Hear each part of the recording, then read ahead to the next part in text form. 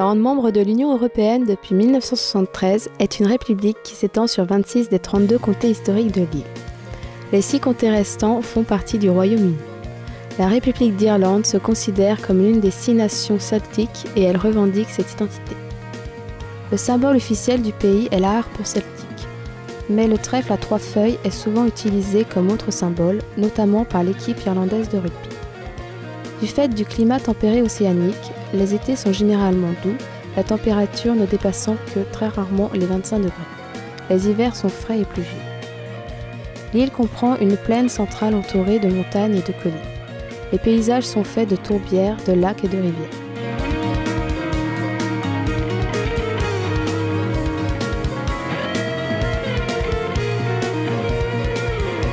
Au sud-ouest, la falaise de Moher surplombe l'océan Atlantique.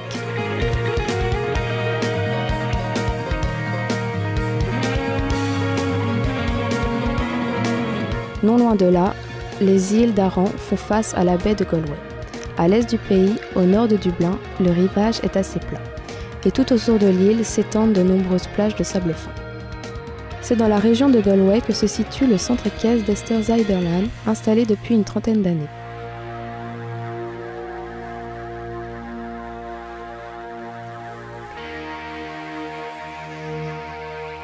Easter a une structure aux activités diversifiées. Randonnée, cross-country, cours en carrière, mais aussi organisation de fêtes, anniversaires, mariages.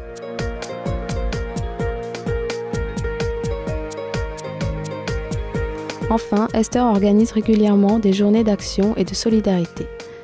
Cette année, il y a eu une action au profit du Pakistan. L'argent récolté au cours de cette journée est entièrement reversé à une association caritative, près de 2 000 € la première journée.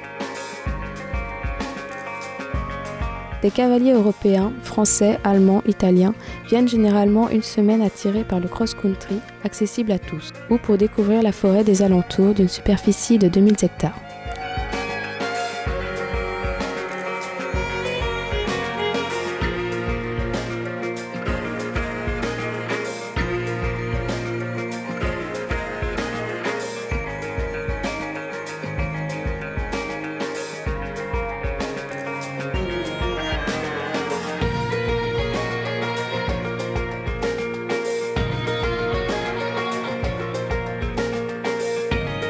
Sivoti est une entreprise adepte de l'écologie et donc proche de la nature. En effet, les chevaux reçoivent une alimentation saine, enrubanage, pâturage à volonté, céréales. Le mélange céréalier est réalisé à la ferme. Easter souhaite que tous les cavaliers utilisent des filets naturels, sans mors, afin de respecter les montures.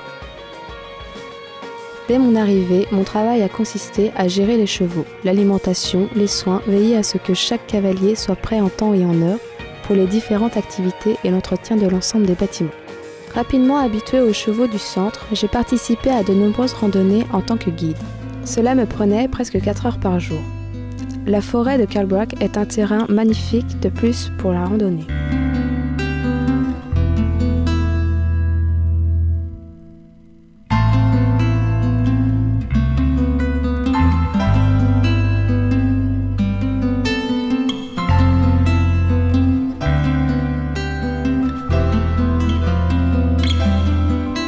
Une autre Française s'occupait des veillées le soir.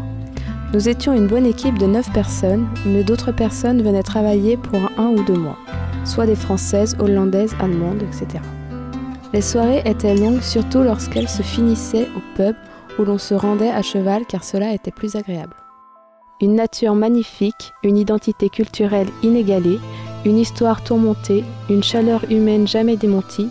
C'est pour toutes ces raisons que l'Irlande m'a fait rêver. Aujourd'hui, c'est un rêve réalisé.